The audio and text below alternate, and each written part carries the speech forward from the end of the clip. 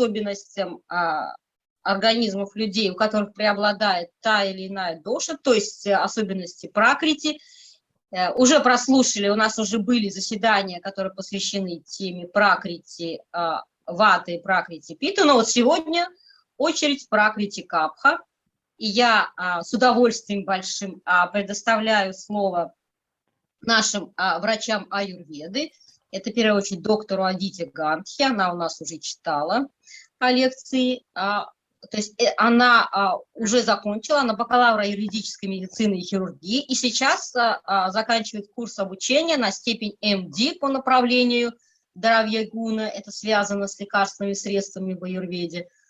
Вот. И Павла Пересыпкина, да, который сейчас завершает обучение на бакалавра юридической медицины и хирургии. Они представляют HDM, колледж аюрведы, Хасан, Карнатака, Индия. Да, пожалуйста. Всем добрый день. Hello, namaste.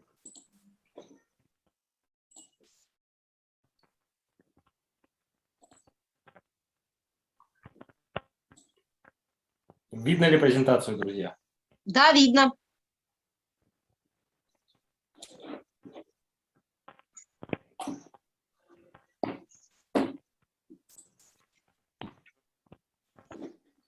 Секунду.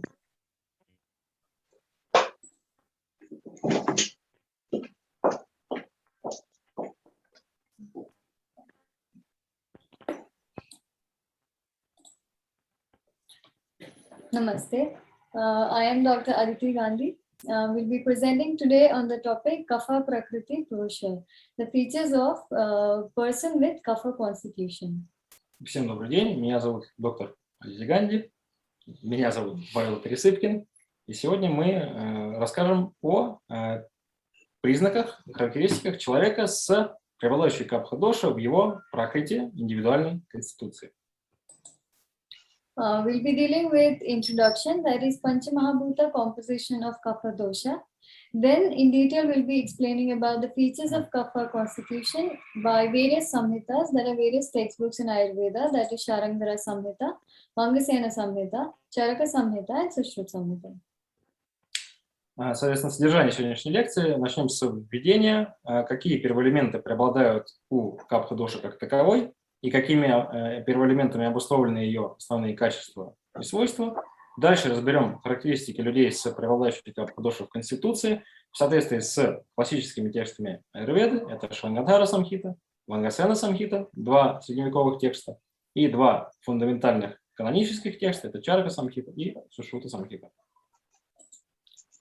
Coming to the introduction, as in Ayurveda it is said that Sarvam Dravyam Panchabhautikam Asmin Arthi.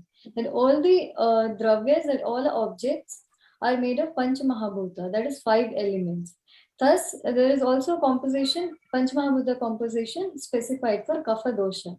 By Ashtang Sangraha, that is by Vagbhata Acharya, he mentions Amba Prithvi Bhyam Sleshmaha. That is, Kapha dosha is made of Ambu, that is water, and Prithvi Mahabhuta, that is earth element. And by Sushruta Samhita, the Sushrutacharya mentions Sleshma Somya Iti. That is, Kapha includes Somya Dhatu, Somya Mahabhuta, that is water element. Соответственно, как, возможно, вы знаете, если не знаете, сейчас объясним, в аюрведе принята концепция, что все субстанции, дравья в аюрведе, состоят из 5 первоэлементов. То есть все материальные субстанции состоят из 5 первоэлементов, включая тело человека и его компоненты. Капха-доша, будучи тоже субстанцией, состоит из 5 первоэлементов, но у нее преобладают 2. Это в соответствии с текстом Аштанга Санграха, это элементы воды и земли, то есть они являются главными у капха-доши. В соответствии с Сушрута Самхитой, Сушрута говорит следующее: Шлешма Сомья Ити. Сомья – это водное или лунное. То есть природа капхи – лунная или водная. То есть влажная и охлаждающая. Coming to the first author, that is Sharangara, he mentions in his Samhita that Kambira Buddhi, Stula Anga, Snigdha Keshi Mahabalaha, Swapne Jalashaya Loki, Sleshma Prakruti Ko Naraha. That is, people of Kapha Prakriti or a Kapha constitution have Gambhira Buddhi, that is steady or deep intellect power. Then Sthula Anga, that is well nourished or a bulky body. Snigdha Kesha means they have oily and unctuous hair. Mahabala, they have great physical as well as immune power or immune strength. Swapne Jalashaya Loki, that is, in their dreams they see water reservoirs, maybe lakes, rivers, or ponds, or any kind of water reservoirs. Соответственно, первый текст Шангадара Самхита очень коротко описывает признаки человека с преобладающей капха-дошей в Конституции и говорит следующее. Первое. Человек капха-конституции, он гамбира будхи, очень глубокого или очень устойчивого интеллекта. То есть у людей капха-конституции ум не колеблется, ум постоянный, ум, то есть они легко концентрируются на чем-то, ум не скачет, ум спокойный. Стхула анга. У них или плотное тело по сравнению с людьми питта-конституции, особенно вата-конституции. Снигда кеша. У них маслянистые волосы. Махабалага.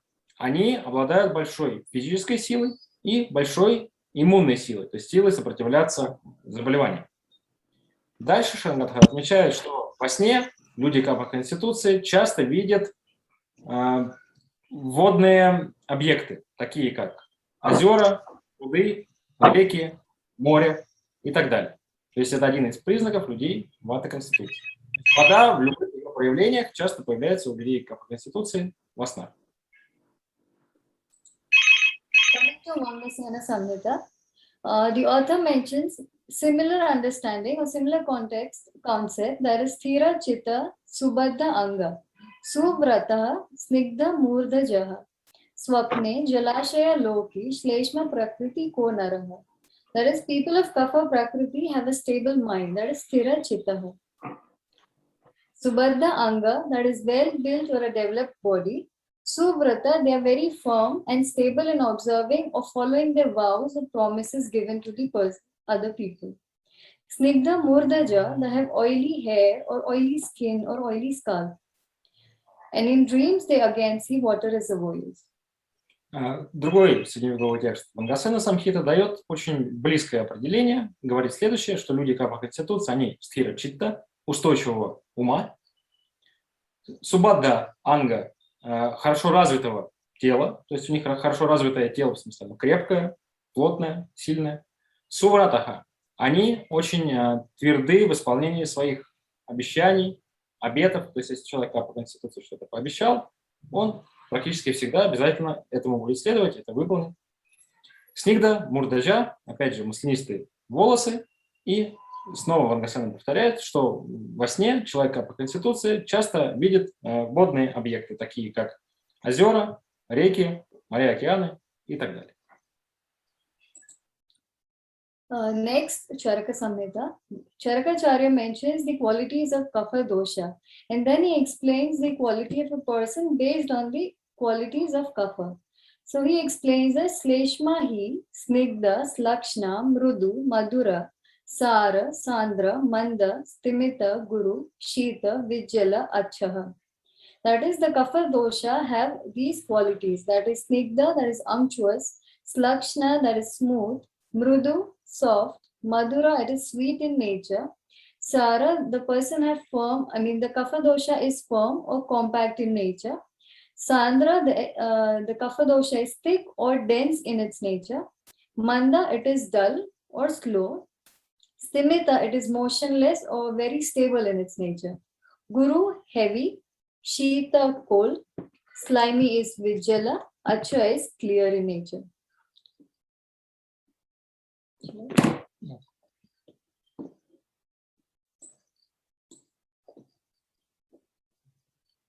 Друзья, скажите, пожалуйста, сейчас презентацию видно хорошо?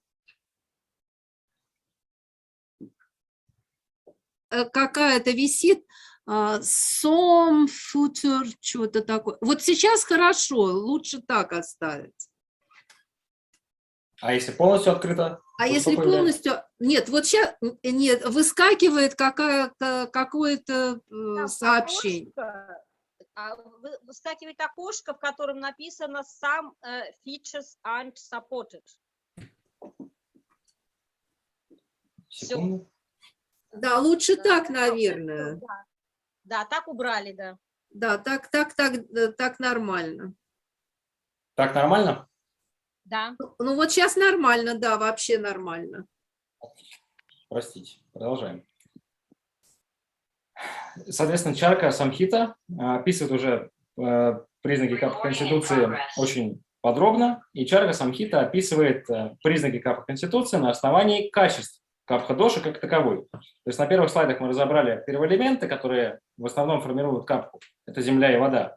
В соответствии с этими элементами Капха Доша сама по себе имеет следующие качества. Первое, она снигда, маслянистая, шлакшна, гладкая, мрду, мягкая, мадура, сладкого вкуса, сара, крепкая или плотная, сандра, густая или твердая, манда, это инертная, медленная или вялая, стимета, неподвижная, гуру, тяжелая, щита, холодная, виджела, это склизкая, липкая или клейкая, но при этом ача прозрачная, то есть не мутная.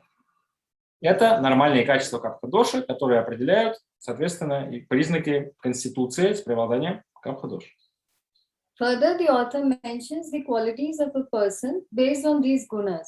So due to unctuousness, that is due to sneha quality of kapha dosha, the person have unctuous body parts, that is snigdha anga. Соответственно, дальше Чарка, разбирая каждое из этих качеств, объясняет, как они проявляются в теле или в уме, или в описании характеристик людей Капха-конституции. Например, начинается с первого качества, что из-за снеха, маслянистости, у людей с преобладанием капхи, то есть шлешма – это синоним слова капха, у людей с преобладанием капхи маслянистые части тела. Какие части тела? Кожа, волосы и так далее. То есть у них есть присущая им нормальная маслянистость, заметно более выраженная, чем у людей, например, пикта-конституции.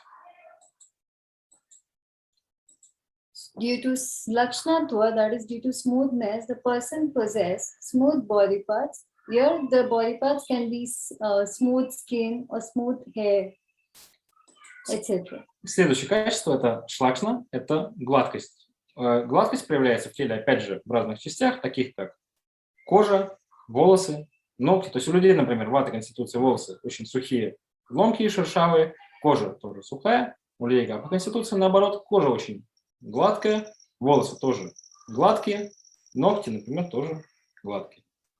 Next quality, that is mrudu guna. Mrudutva drishti sukha sukumara avadata gatraha. So due to softness of kapha guna, the person possesses pleasing appearance, delicate and a fair body. Следующее качество мрду – это мягкость. Из-за мягкости Капха-доши у людей Капха-конституции очень хорошо выглядящее, приятно выглядящее тело, при этом оно еще мягкое, нежное на ощупь, и авадата, оно белого цвета или еще можно сказать, что чистая кожа. То есть авадата – это чистый и белый, то есть либо чистая кожа, либо имеет белый оттенок, белесый оттенок. Madhurya prabhuta shukra vyavaya apatyaha.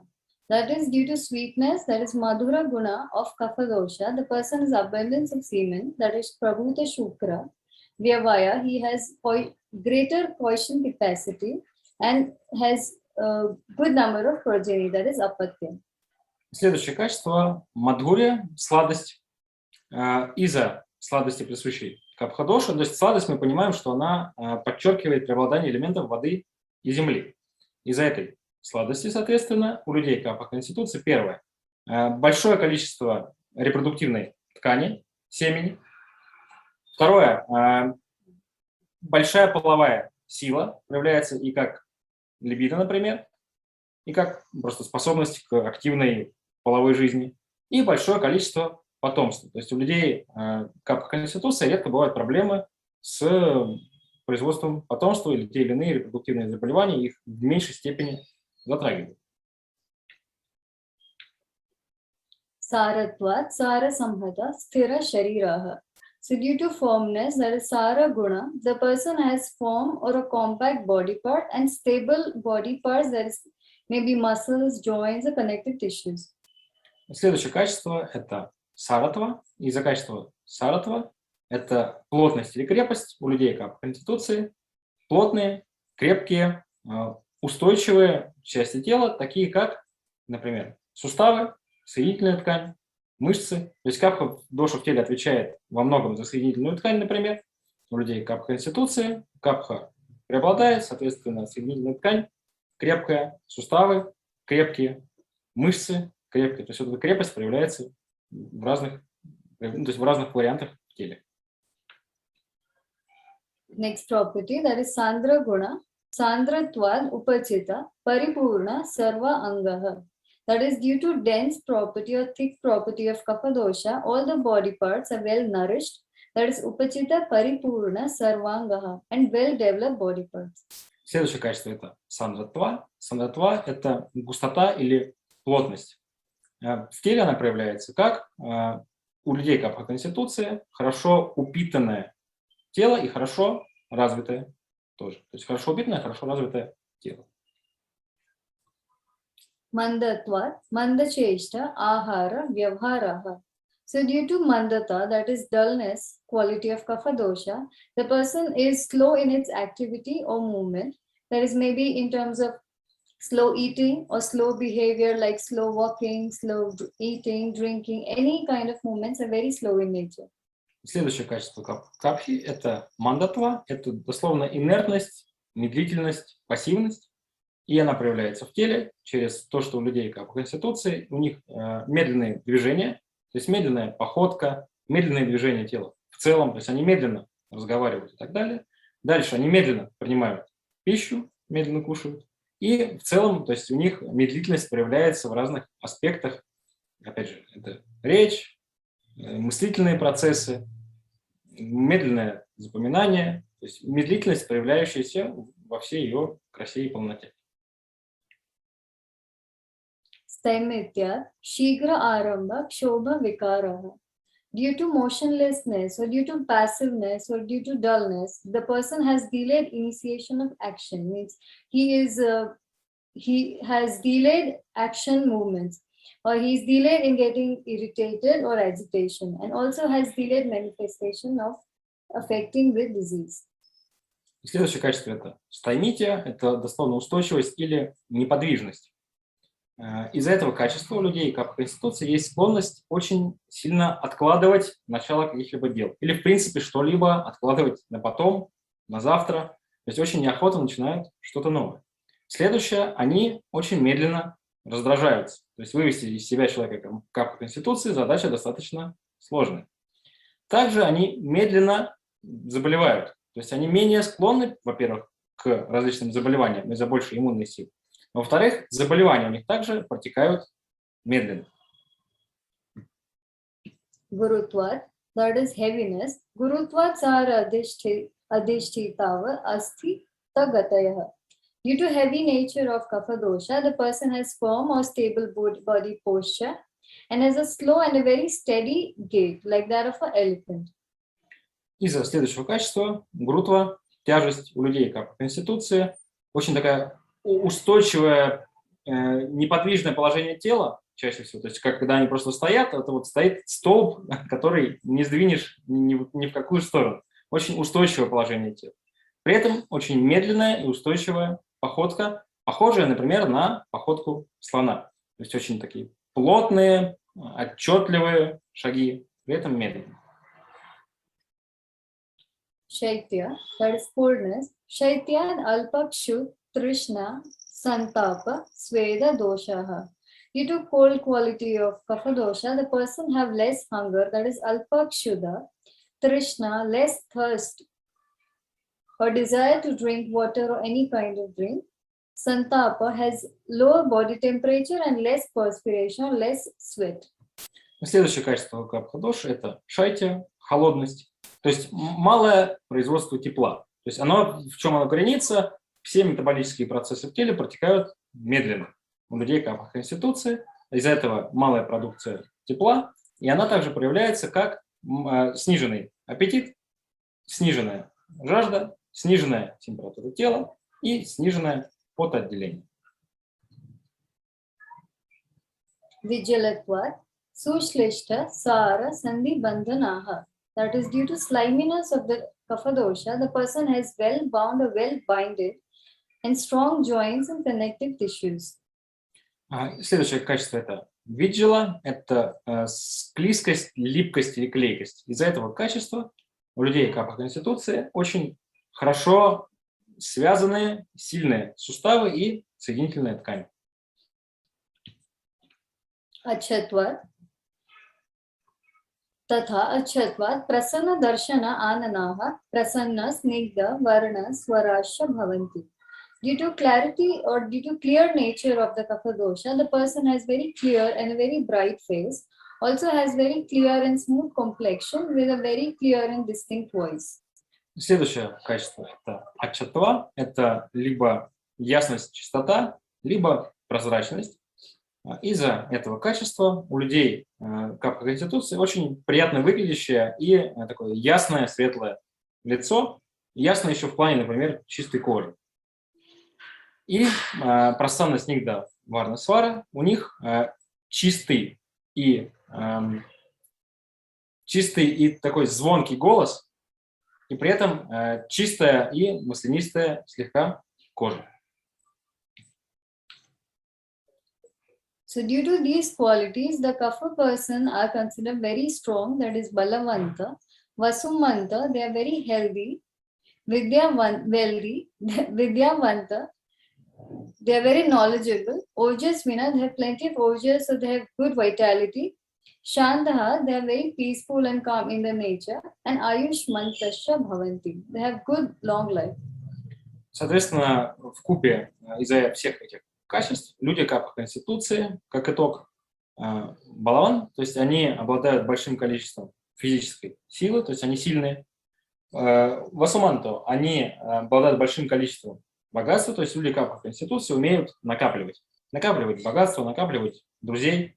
Видьяванто обладают хорошим знанием, то есть они умеют накапливать знания. То есть запоминают они, например, долго, если запомнили на всю жизнь. Поэтому знание с ними обычно присутствует с момента, как выучил, до конца. Оджасвин. Соответственно, у людей капха конституции очень много оджас. Оджас – это витальная эссенция или жизненная сила. То есть у них много жизненных сил, как, например, способности сопротивляться заболеваниям. Шанта – они очень спокойные по своей природе. То есть у них очень спокойный, покладистый характер. Они не вступают в какие-то споры, они не злятся, то есть их очень сложно вывести из себя. То есть очень такой спокойный характер.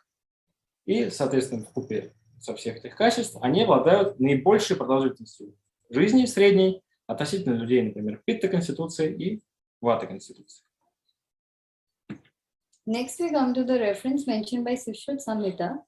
Sushrutācārya, he mentions Sleshma Prakritastu, Durva, Indivara, Nistrimsha, Ardra Arishtaka, Sharakanda, Nama, Anyatama Varnaha.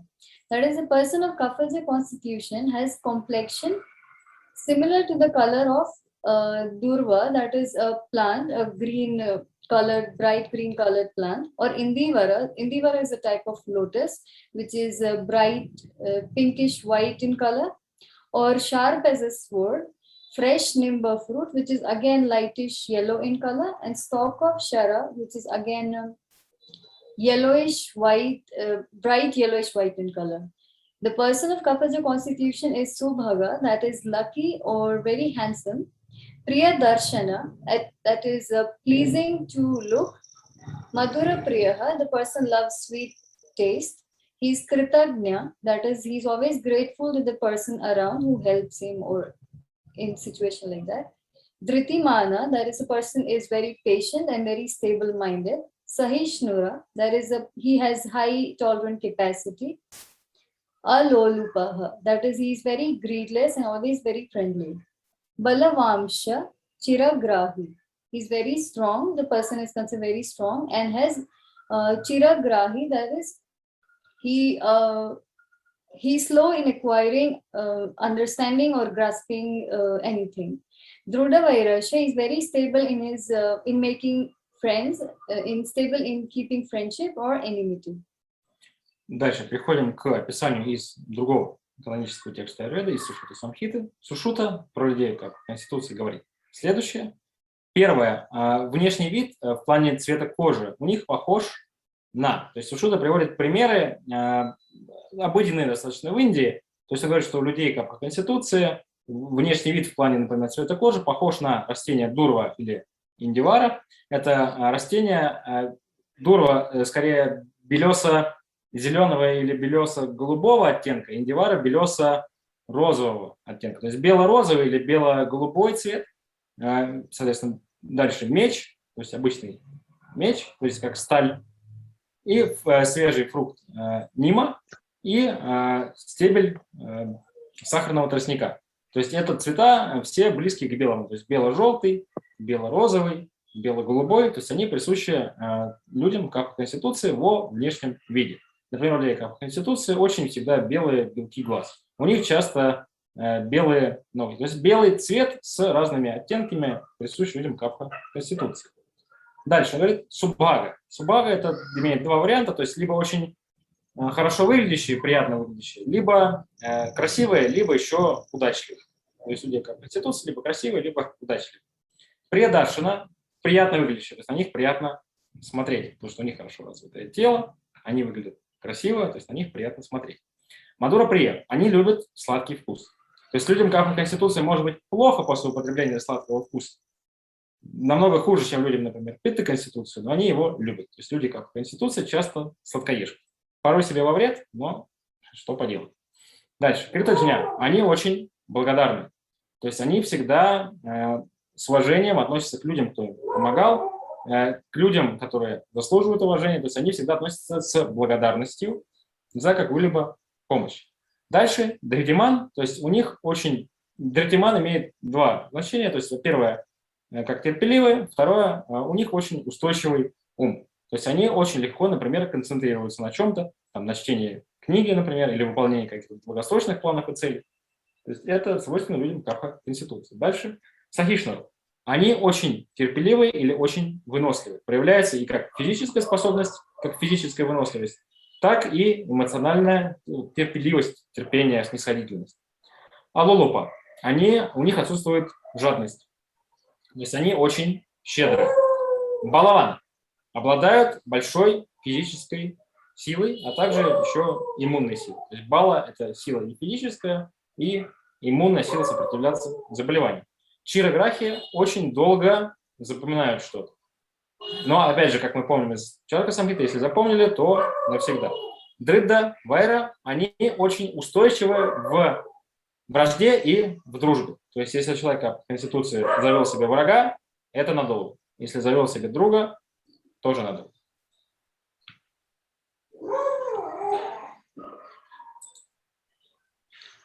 Then he mentions Shukla Aksha, Sira Kutilali, Neela Kesho, Lakshmivan, Jalada, Mrudanga, Simha Ghoshaha, Suptaha, Sana Sakamala, Hamsa, Chakra, Vakan, Sampashedapi, Jalashayan, Manojnana. So the person with Kapha constitution has Shukla Aksha, that is white, bright eyes. He has a firm and curly and V-colored, very thick black hairs. Lakshmi one, that the person is very prosperous and very healthy. Jalada Mridu Anga Simha Ghosha. That is the person's voice resembles that of the grumbling sound of the rain clouds or the sounds of a drum or the roar of a lion. And in the dreams, he sees lotuses, that is Kamala, Hamsa, Chakra, that is Hamsa is swans, Chakra Vaka is birds, and the beautiful lakes or reservoirs, or also we can say that in dreams he sees a water reservoir with full of lotuses or swans or birds, beautiful birds. Дальше Сушуда продолжает, что у людей, как в Конституции, белые глаза, обычно еще белые и большие. То есть у людей, как в Конституции, большие белые глаза, очень крепкие, кудрявые и темные волосы. То есть из всех конституций самые пышные, самые длинные, самые крепкие волосы у людей, как в Конституции. Дальше Лакшмиван. Тут можно понимать, опять же, в двух аспектах. Либо, то есть они склонны к накоплению богатства, богатые обычно, либо еще тоже удачливы. То есть в обоих смыслах можно понимать. Голос людей капы Конституции похож на, первое, гром, то есть гром, который мы слышим во время грозы, такой раскатистый, либо на звук барабана, либо на рычание льва. То есть обычно такой глубокий, раскатистый, тяжелый голос. Сушрута, опять же, добавляет во сне, люди капы Конституции видят водные какие-то объекты, то есть реки, моря, океаны, озера, заполненные лотосами, лебедьми, птицами и так далее. Либо еще можно читать по отдельности, то есть видит лотосы, лебедей и птиц, и красивые реки, озера и так далее. In the end, Kanta Netra, Suvibhakta Gatra, Snigdha Shavi, Sattva Gunopapannaha, Klesha Kshamo, Manayita, Gurunam, Gneya, Balasa Prakritir, Manushyaha.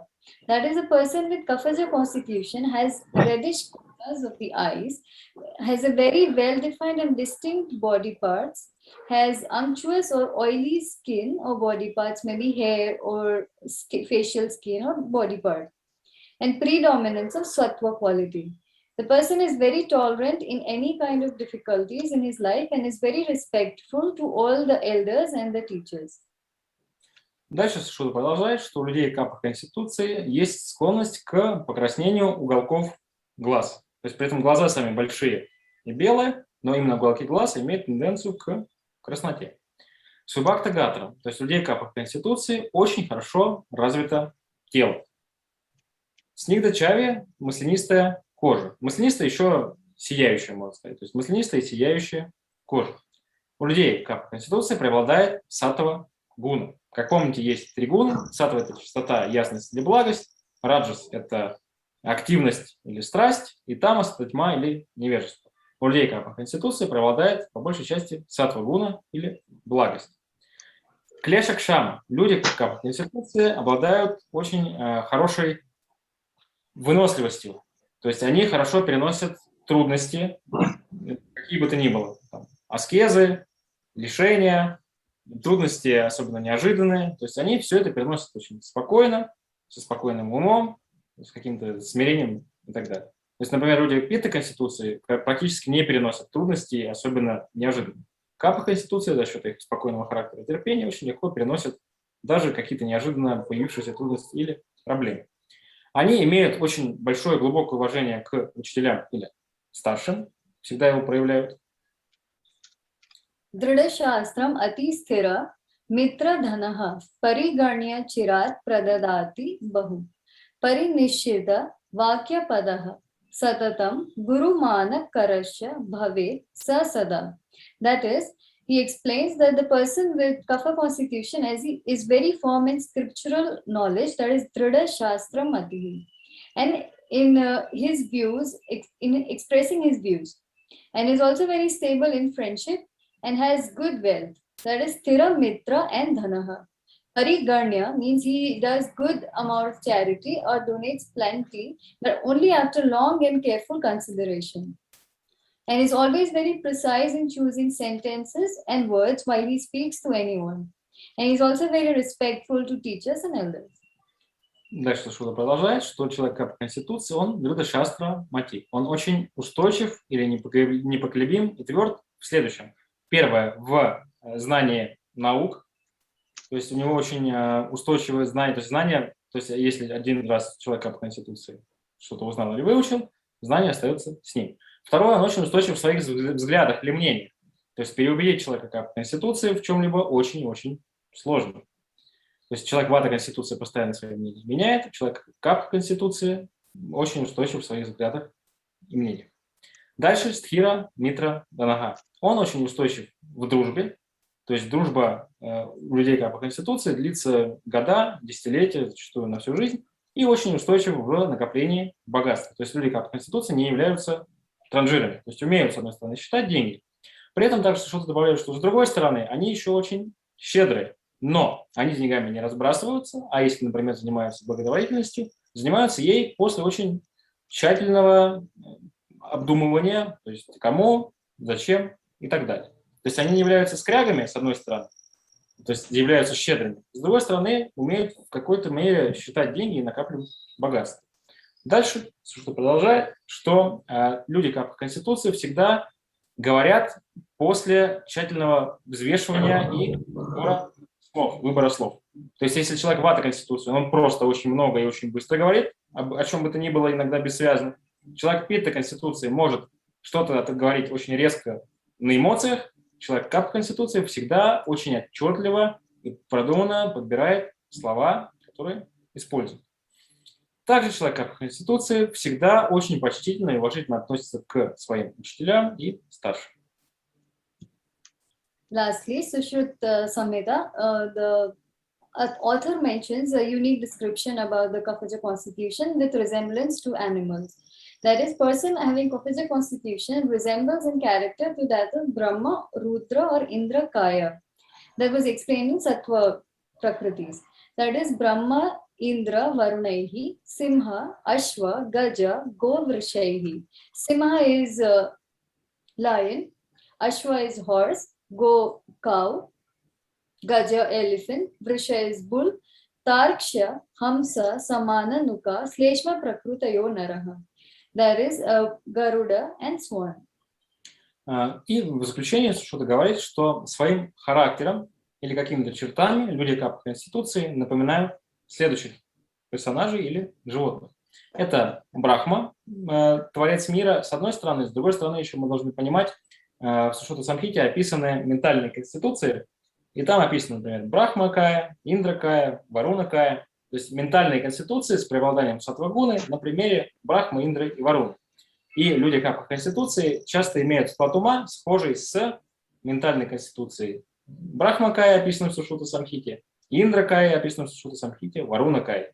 Плюс мы еще должны понимать их просто как мифологических персонажей, известных в Индии, особенно в то время. То есть Брахма – это творец этого мира, Рудра – это разрушитель этого мира, Шива, Индра – это царь богов, Варуна – это царь морей, океанов и западного направления. Из животных по характеру люди капа Конституции могут в той или иной степени напоминать льва, который медленно двигается, достаточно ленивый, ведет малоподвижный образ жизни.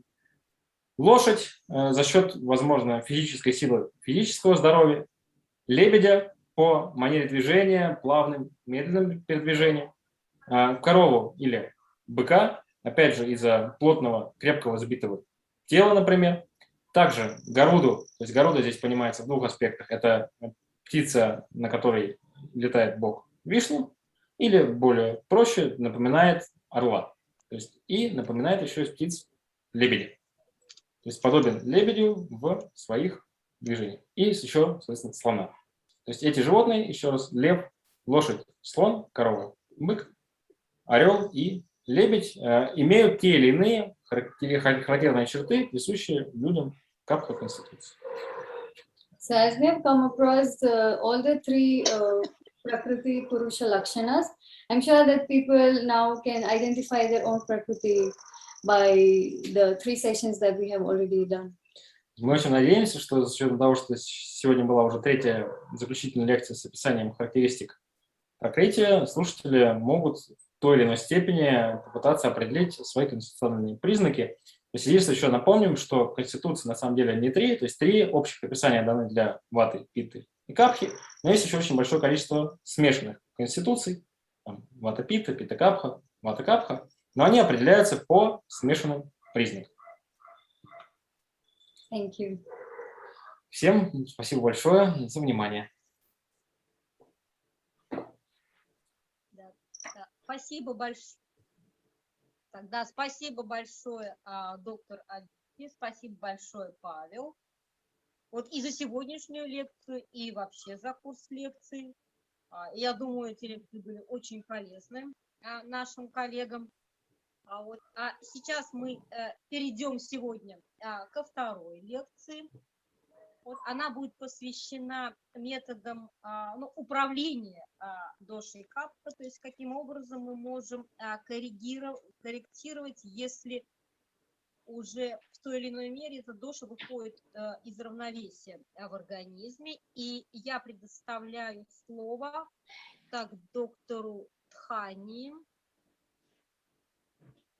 Вот это специалиста Центра аюрведы и йога-терапии Атрея Аюрведа. И доктор Дхани тоже уже читала у нас лекции, так что сегодня вы будете слушать первый раз.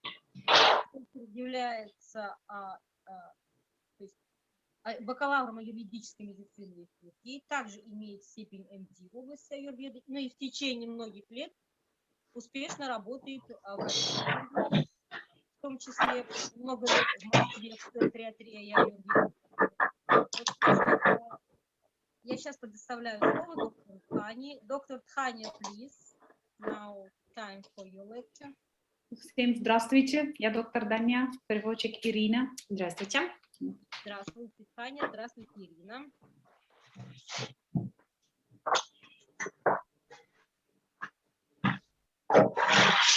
Здравствуйте, Лилия. Начинаем, да? Да, please. Дмитрий, выключите, пожалуйста, звук.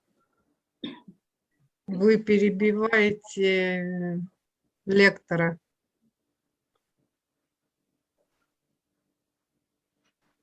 Дмитрий.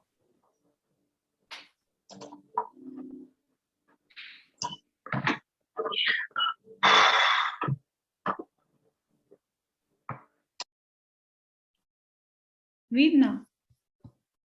Нет, еще вы не включили.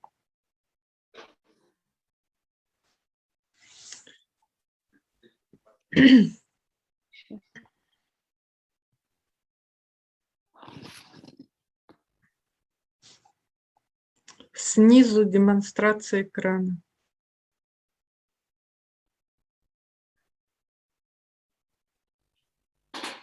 Share screen.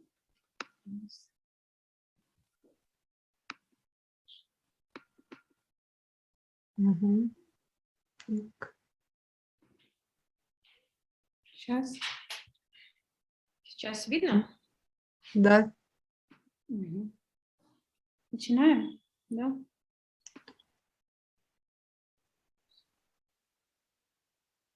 Так.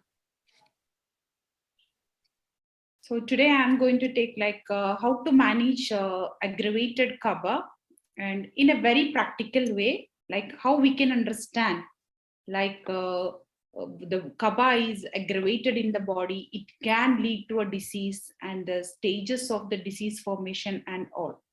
So before that, I would just like to tell you about the Panchapadi competition, the combination, like the great element combination. Like kapha is a combination of water and earth.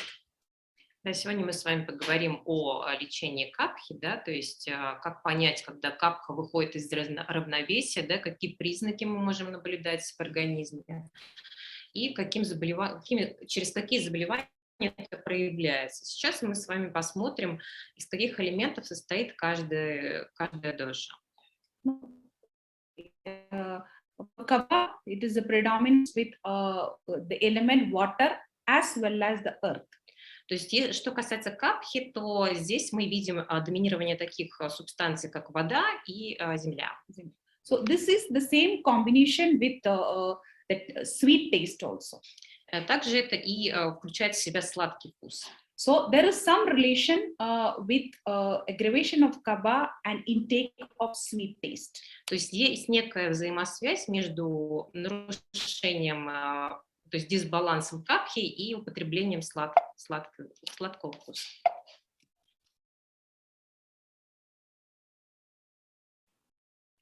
Okay.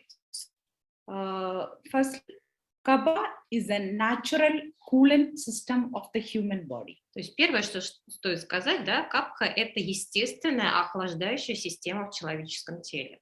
It acts as a buffer, and which balances the aggressive and damaging effect of an hyperactivity of vata as well as pitta in the body. То есть она служит своего рода буфером, да, агрессивной и такого нарушающего эффекта или гиперактивности ваты и питы. So what happens when Vata is in highly aggressive? So it causes excessive dryness and degeneration along with the depletion of tissues when it is hyperactive. То есть Вата, очень такая агрессивная доша, вызывает избыточную сухость и дегенерацию вместе с как бы, разложением, да, нарушением расстройства тканей, когда она гиперактивна. While Pitta causes burnouts and inflammatory reactions when it is in high proportion in the body. А Пита, в свою очередь, когда она чрезмерно в организме преобладает, то она вызывает воспалительные реакции. So what is the Kapha's action here? To counteract these two actions of Vata and Pitta and to keep all functions of body in a smooth way, body needs a natural buffer and neutralizer against Vata and Pitta, which function is done by Kapha here. То есть как же действует капха в этом случае? То есть ее роль заключается в том, что она противостоит тем действиям и как бы таким мягким способом она служит своего рода буфером, и она нейтрализует ватту и питу. And it also like thereby, so by doing so, it protects the functions of all the cells and tissues and holds the body together as a single unit. То есть таким образом она защищает функции всех клеток и тканей в организме и помогает поддерживать организм как единую систему. Now, what happens when Kapha get aggravated? Что же происходит, когда капха приходит в дисбаланс? So the few symptoms, like if Kapha gets aggravated, people become very much inflexible, like and increasingly cut back the radius of their existence. Like they don't feel like moving around. Their limited movement is being limited over there. То есть как же понять, что капха у нас находится в дисбалансе? То есть если капха нарушена, то люди становятся какими-то негибкими, и они как бы становятся их не слишком подвижными.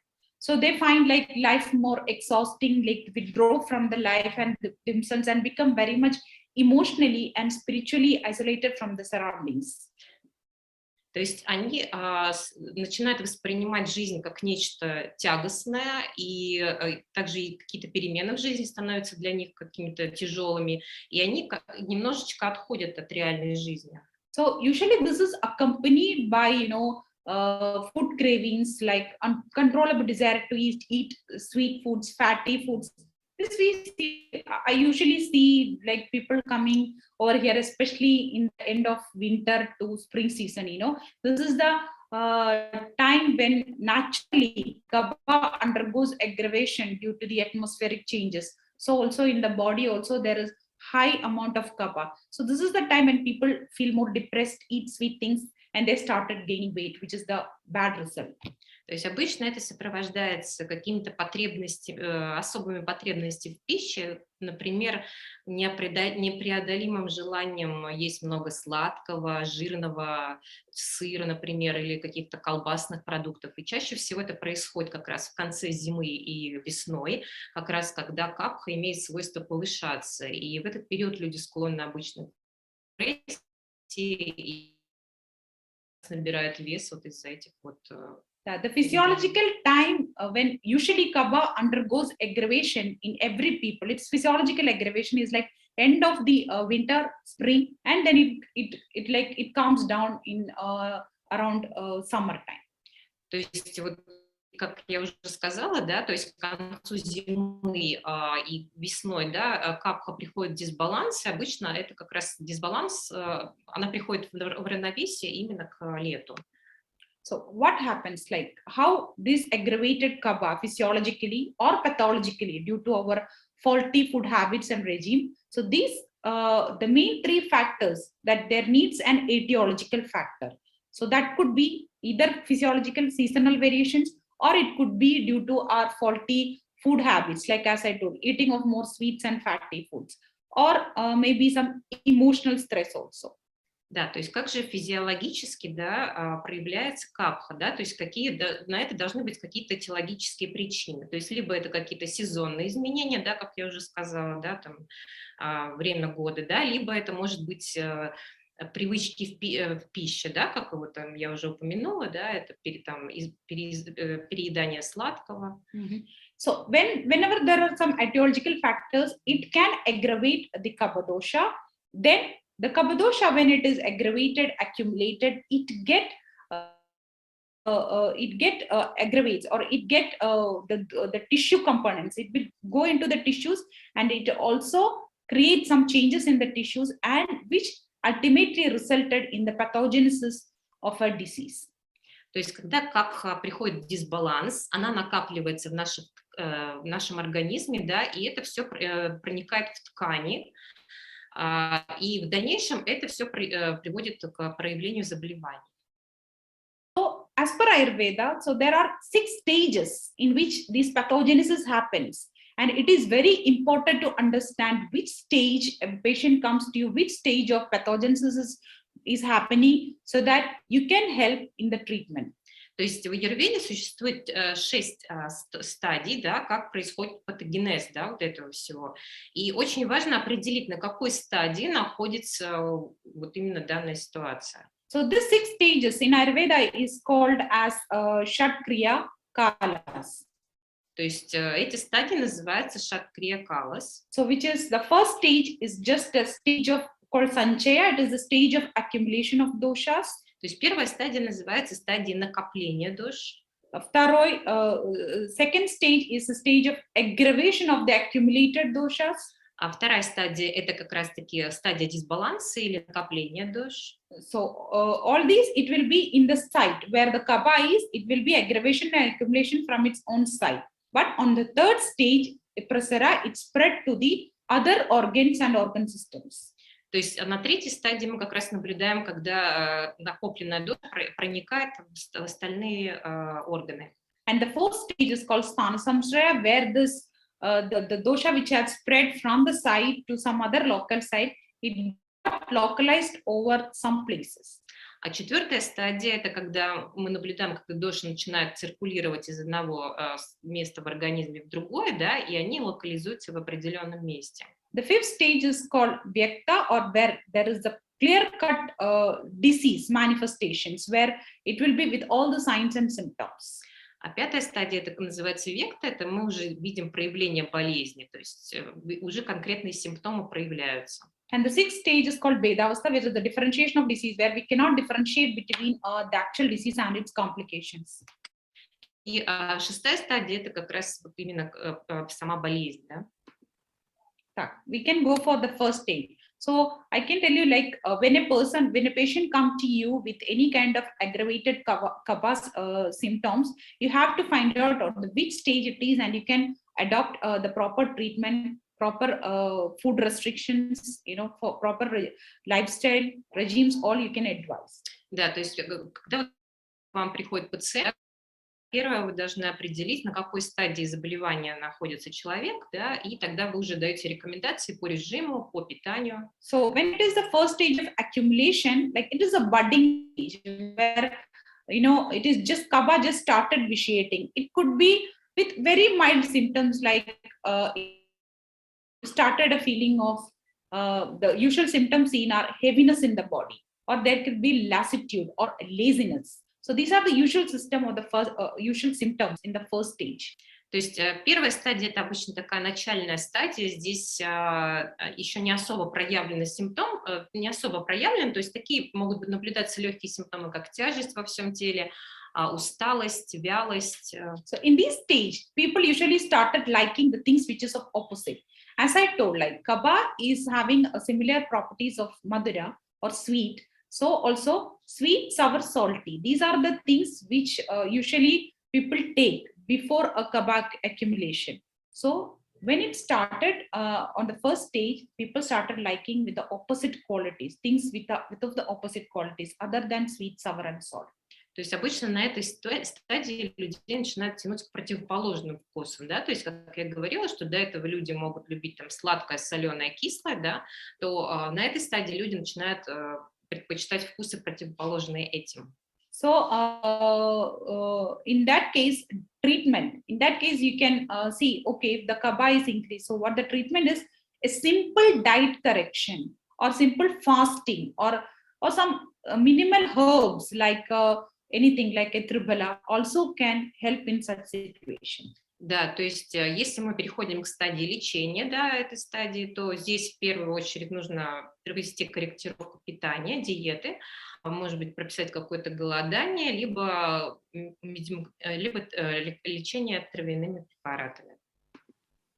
The next stage, when it is already aggravated, in this stage, like the accumulated kapha get again excited and aggravated if the etiological factors, like, if the patient continue to eat those kind of sweet, sour, salty, heavy foods, continue daytime sleeping, overeating, and in spring season. So in this time, again, it will go and get treated.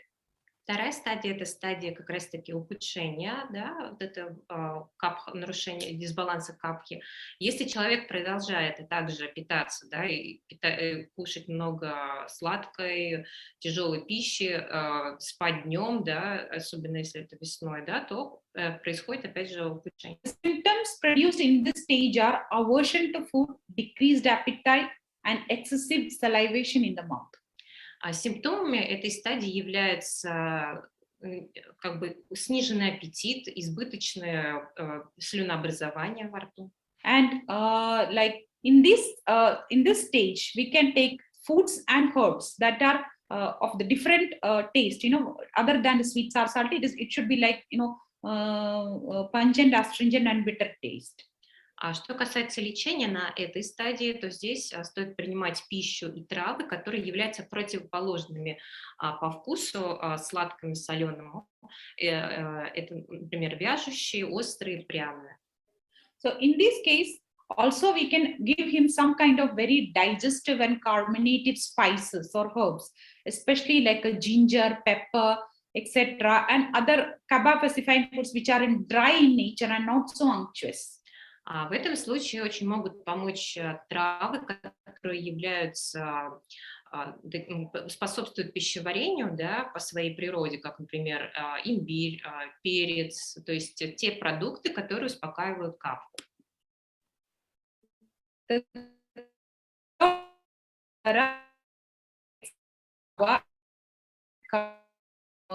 Go original place and get localized in some other parts, like we can say like kapha like moves to the chest, it got there, it get localized over there, and it started some kind of inflammatory process, and these are transferred to the other parts through srotas or the micro channels of circulation.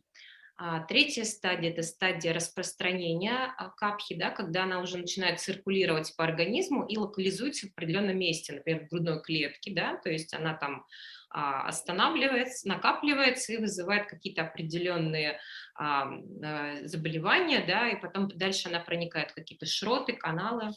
So in this case, like when it is moving, so kapha, after leaving the place, it may get mixed up or it may get aggravate the other doshas like vata or pitta, especially when moving vata is needed. So vata can get mixed with this kapha.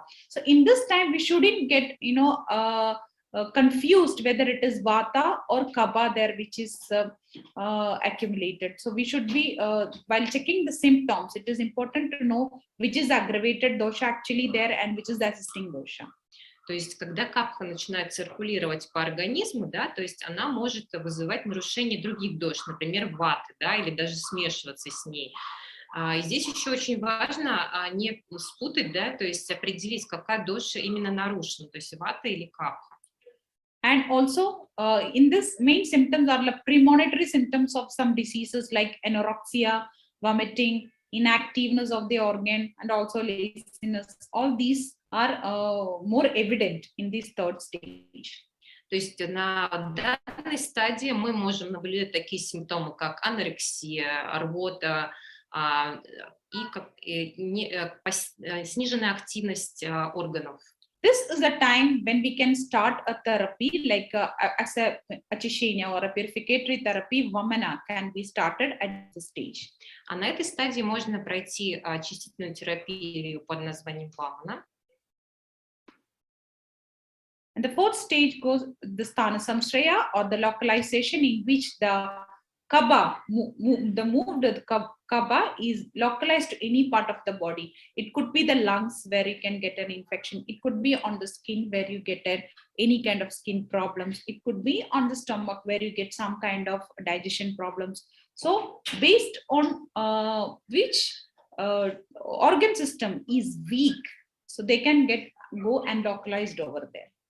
Четвертая стадия – это стадия локализации, да, то есть это когда капка локализуется в определенном месте, это может быть грудная клетка, да, когда это проявляется в каких-то воспалительных заболеваниях, это может быть кожа, то есть это может проявляться в кожных заболеваниях, то есть какой орган находится в наиболее шатком состоянии, да, то есть он и имеет склонность к тому, чтобы там локализировалась капка. So this is the time where the stage where there is prodromal signs and symptoms develops, particularly on the particular srotas or camps where we can say like the disease can occur at this place. As I told, like different organ system or different tissues depends upon where it is very weak or where the atrophy or dystrophy is happening.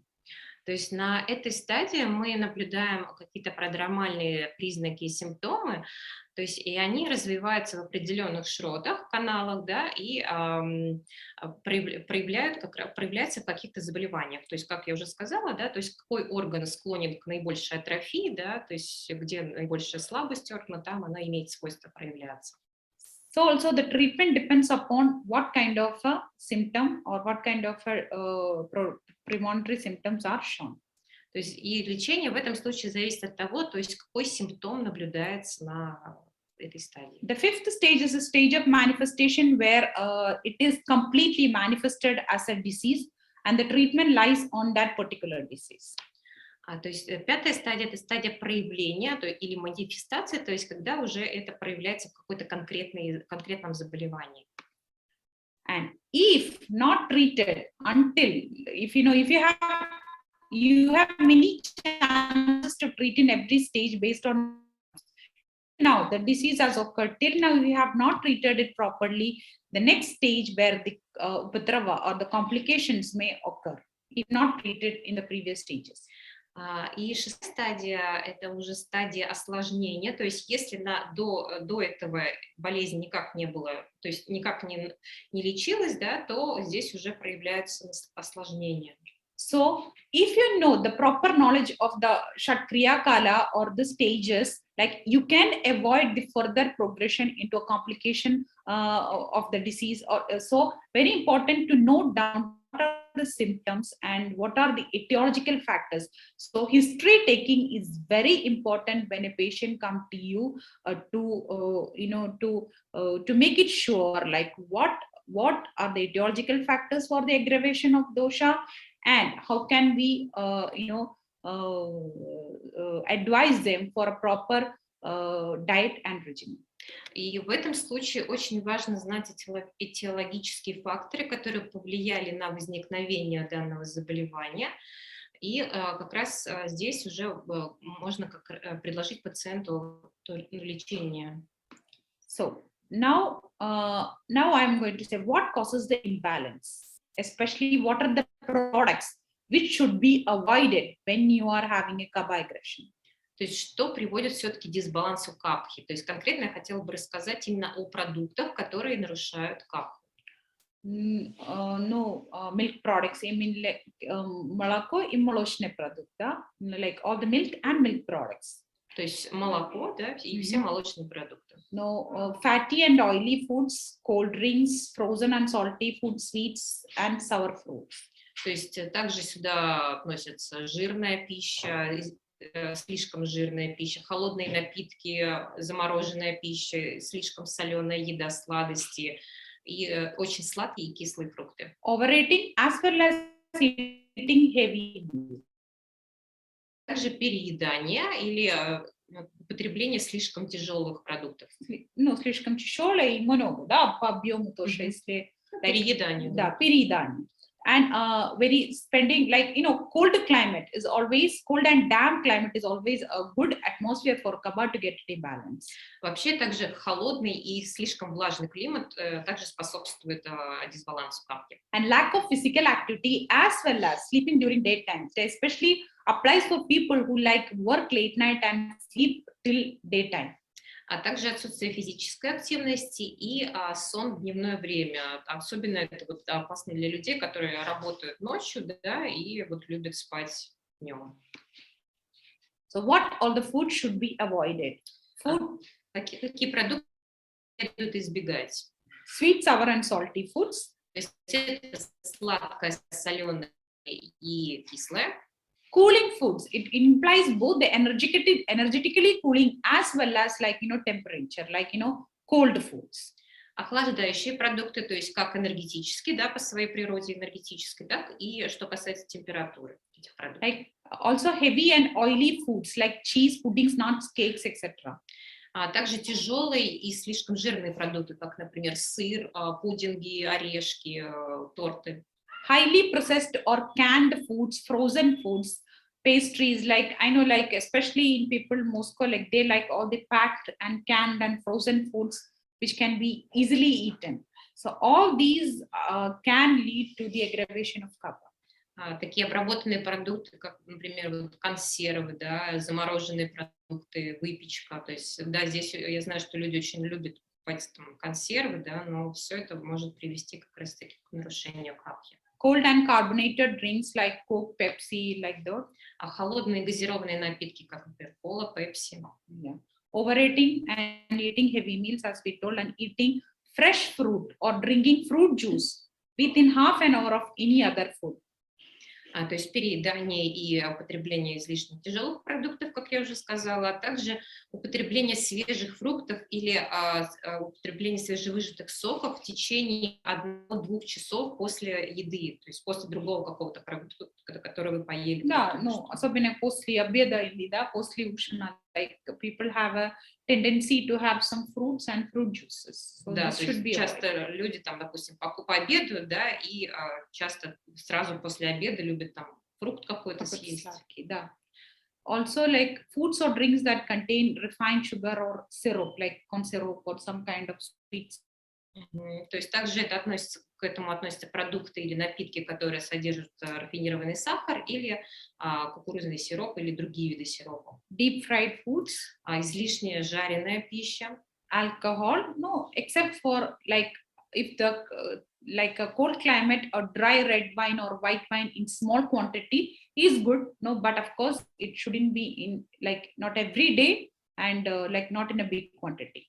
Да, сюда также относится алкоголь, а за исключением, вот что особенно касается холодного климата, то можно даже полезно иногда выпить стакан сухого красного или белого вина, но опять же это не должно быть очень часто и в небольших количествах. Yes, and what are the regimens to be followed when there is Kapha aggression? Early to bed and early to rise. Да, какой же стоит соблюдать режим, если мы наблюдаем дисбаланс капхи? То есть это, во-первых, стоит рано вставать и рано ложиться. Regular physical activity, and especially for Kapha people, it shouldn't be a very light, it should be a vigorous exercise routine like a jogging, cycling, some kind of very intense physical adventurous activities also. Во-вторых, это регулярная физическая активность, то есть это должна быть достаточно такая сильная активность, как, например, бег трусцой, да, катание на велосипеде или какие-то путешествия, там, походы, например.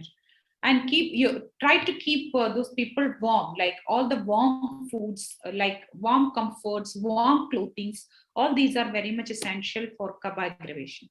То есть также очень важно содержать себя в тепле, да, употреблять теплую пищу, быть тепло одетым, то есть не подвергать себя охлаждению. Also, if you say about procedures, Udvartana or powder massage is highly beneficial. А если говорить о процедурах, то в этом случае будет очень полезен порошковый массаж, как под названием Удвартана. Or if you are doing Abhyanga also with sesame oil, medicated sesame oil with also will be very good. Либо это может быть абьянга с применением кунжутного масла и другими травами. And for a emotional support or emotional balancing, experiencing lively music and cheerful company, all those will try to take you out from the depressive phase of Kaba. Да, для эмоционального равновесия, да, чтобы вывести себя из депрессивного состояния, здесь очень хорошо поможет какая-то живая такая воодушевляющая музыка и приятная компания. As well as Здесь также поможет вам йога как физически, так и психологически. Foods. Now we can say about the products, food products, which should be avoided to reduce Kaba. А сейчас мы поговорим о продуктах, которые следует избегать, чтобы уменьшить капху. Yeah, like as I told, sweet, salty, savory, oily, and very high in protein should be avoided. Да, как я уже говорила, стоит избегать кислого, соленого, сладкого, слишком жирной пищи или очень такой богатой белком. Okay, now we will say among each category which should be avoided. Among fruits, pineapple, banana, dates, generally very sweet and sour fruits. Мы сейчас пройдемся по каждой категории, да, вот, например, по фруктам. Из фруктов стоит избегать ананасов, бананов, фиников, ну, вообще очень сладкой либо с кислых фруктов. No, among vegetables, it should be cucumbers, sweet potatoes, tomatoes, eggplant. Что касается овощей, здесь следует избегать огурцов, батата, помидоров и баклажанов и так далее. И among grains, oats. Oats, I know like Russians, like especially people like eat oats in the morning. That itself is increasing Kaba in the body. So try to avoid oats. And white and brown rice or wheat, all these are something which can increase Kaba in the body. А что касается злаков, да, овес, да, я знаю, что русские люди очень любят по утрам кушать овсянку, но овес очень сильно повышает капху, вот, поэтому осторожнее с овсом. И также стоит поменьше употреблять белого и коричневого риса и пшеницы. And fish and seafoods. Также рыба и морепродукты. Then oils and fats includes butter, coconut oil, and all kinds of sugars. Сюда также относится, что касается масел, да, и жиров, сюда относится сливочное масло, кокосовое масло и все виды сахара. So what are the foods which could be included when you have a Kaba aggravation? Какие продукты стоит включить в свой рацион, когда у вас наблюдается дисбаланс капхи? So the people with the Kaba aggravation should take dry, light, warming food with more predominance of astringent, pungent, and bitter flavors, which help to combat the sluggish nature of Kaba because of their stimulating properties. То есть людям с дисбалансом ваты стоит употреблять больше сухой, легкой, согревающей пищи с преобладанием вяжущего, острого и горьких вкусов, которые помогают как раз-таки вот побороть вот эту застойную природу капхи, потому что они как бы будут давать какие-то есть стимулирующие свойства. So among meat, chicken, turkey, курица, индейка, перепелка и вареные яйца, не жареные. Это будет лучше. So among fruits, apples, apricots, berries, pears, dried fruits, pomegranates, cherries, mangoes, peaches, and cranberries will be more helpful. Что касается фруктов, наиболее полезны будут яблоки, абрикосы, ягоды, груши, сухофрукты, гранаты, вишня, манго, персики и клюква. Among vegetables, squashes, lettuce, broccoli, chicory, peas, fennel, carrots, garlic, cabbage, peppers, mushrooms, radishes, beetroot, celery, asparagus, bean sprouts, and onions. А что касается овощей, то это кабачки, салат, брокколи, цикорий, горох, фенхель, морковь, чеснок, капуста, перец, грибы, редис, свекла, сельдерей, аспарагус, ростки фасоли и лук. Now, among the greens, as I told, there should be something for a breakfast. You should try to avoid, as well as you can add quinoa, pshonka, grechka, perlovka, couscous, и polpa. So these are the things. If you replace oats in the morning, that much of aggravation of kapha won't be there. Да, что касается зерновых, да, то есть помимо овсянки, да, нужно что-то другое включить. То есть это может быть киноа, пшено, гречка, овес, кускус, полба. And among the milk products, as I told you, like milk and milk products are the main reason for aggravation of kapha. So you can, the one thing which can use among the milk products are buttermilk, soya milk, goat milk, or sheep milk. Any products from this will not increase kapha to such an extent as we do as it do from a cow's milk.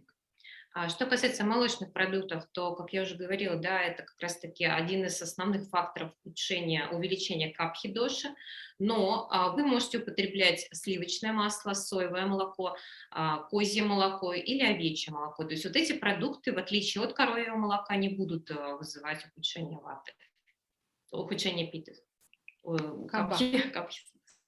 So the spices which you should include, so very important, as kapha is like, a predominant of sweet, sour and salty, this you should include spices in your foods. So what are the spices? It is like long pepper, black pepper, horseradish, garlic, ginger, turmeric, cloves, cardamom, cinnamon, coriander, fenugreek, mint, nutmeg and fennel. So these whatever you cook, please try to put a few of it. I don't tell everyone, but 2 or 3 according to your taste. Try to mix it with food. А что касается специй, да, то есть когда вы готовите, можно класть небольшое количество специй, да, то есть я не говорю большое, вот следующих специй, как, например, длинный перец, черный перец, хрен, чеснок, имбирь, куркума, гвоздика, кардамон, корица, кориандр, пажитник, мята, мускатный орех и фенхель. So all these spices, either just you can boil water with cardamom or cinnamon or cloves or maybe with ginger also. So try to have that as like a tea in between your foods, in between breakfast and lunch or between lunch and dinner, the time when you are not eating. Try to drink more of this water with the spices, like while cooking also, especially when you are having meat or some kind of babove, you can also put spices. Да, то есть вы можете даже готовить себе такую воду со специями, которые вы можете употреблять между приемами пищи, например, добавлять в воду кардамон или корицу, да, или имбирь, да, и также добавлять при приготовлении еды вот эти указанные специи. And that, as I told, like with these all spices, you can make herbal teas or teas, ginger, etc., or teas with any of lot of like local herbs also, like which have astringent and predominant bitter taste. That also can be included as herbal teas. Да, то есть из напитков, да, как я уже сказала, это вот эти напитки со специями, да, это могут быть травяные чаи, у нас здесь есть много местных трав, да, можно вот употреблять подобные чаи, также чаи с корицей и имбирем, и, то есть это должны быть чаи именно с свяжущим и горьким вкусом. So I conclude, like an ideal kapha diet is one that fills you up with energy and vigor. It should not be something which take your energy, which is hard to digest, which is heavy to digest and absorb. So it should be something which fills you with energy and vigor, which is light, warm, liquidy food like a jhitka, kasha, or some soup, or some cooked vegetables, or some atvarnoi myasa, something like that. То есть идеальное питание при дисбалансе капхи это та пища, которая насыщает вас энергией и жизненной силой, то есть не та, которая забирает у вас, наоборот, энергию, да, и вы чувствуете себя усталым. Это должна быть жидкая, теплая, легкая еда. And to balance kapha dosha, the key lies in eating at the perfect designated times and eating healthy. That is like you shouldn't skip anything. Like it's not like you don't eat lunch and eat a lot at dinner and late night. Not that. Try eat a little bit in proper time for a breakfast, lunch, dinner. Always a 3-time meal is advised for a kaba aggravation rather than a 5-time or frequent eating. То есть, чтобы сбалансировать капха-дошу, здесь обязательно нужно кушать в одно и то же время, да, и не пропускать, например, вот обед, да, и наесться на ночь. То есть старайтесь есть 3 раза в день, лучше есть вот именно 3 раза в день, а не 5 раз или там часто. Да. In переедание. So also like minimum maintain 3 to 4 hours between any of the meals, so that you don't have a snacking time, and avoid immediately going to bed after having a dinner. So always dinner should be very light one, light like a soup is an ideal dinner for a kaba aggravated people. Старайтесь выдерживать 3-4 часа между основными приемами пищи, и обходитесь без перекусов. И старайтесь перед сном не кушать очень тяжелую пищу, то есть это должно быть что-то легкое. Самое идеальное — это, конечно, легкий суп перед сном. And people of kaba aggravation should include a bit of physical activity in an everyday regime. Like it's not like once or twice in a week you do 1 hour doesn't help. So regularity is more important. Like regularly do 20 to 30 minutes of exercises. Any time of the day, doesn't matter in the morning or evening. Of course, morning is the ideal time for kaba to get more of activity. Sluggish, include physical activity. Это просто очень важно, чрезвычайно важно включить в свою жизнь это ежедневную физическую активность. Это не должно быть 1 или 2 раза в неделю. То есть это может быть там каждый день, да, по 20 минут, но это вот именно должно быть как режим. Спасибо. Same.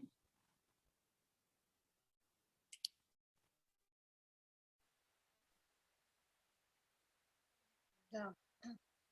Большое спасибо, доктор Тхане, вот за такой содержательный, интересный доклад. Сейчас, дорогие слушатели, участники, может быть, у кого-нибудь есть вопросы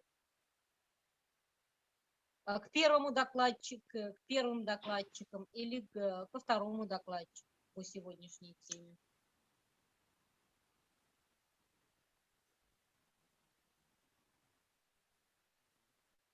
Так, вопросы можно написать в чат, ну или задать сейчас непосредственно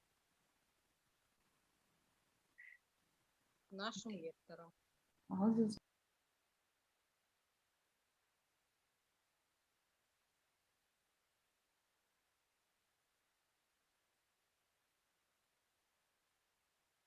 Так, молчание, вопросов нет. Ну тогда смотрите, если вопросов нет, то ну, может быть, потом можете дать обратную связь. После того, как мы разместим на нашем канале на YouTube, все лекции будут размещены. Также можете давать своим знакомым, друзьям, коллегам ссылку, информацию, потому что как только видео готово, ссылки на канал мы вам каждый раз сбрасываем, бросим и в этот раз.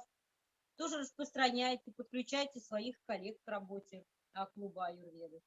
Ну и ждем от вас пожеланий по следующим. Скажем так, может, какие-то темы вы хотели бы услышать. Вот поэтому ждем также вашей обратных связей, ваших пожеланий по дальнейшим темам. Вот. Ну и тогда сейчас мы в летнее время договорились встречаться по средам в 4 часа, но уже с октября месяца можно переходить к встречам по пятницам. Поэтому где-то следующая встреча, она ориентировочно планируется на последнюю пятницу октября. Так что да, спасибо, еще раз спасибо, уважаемые лекторы.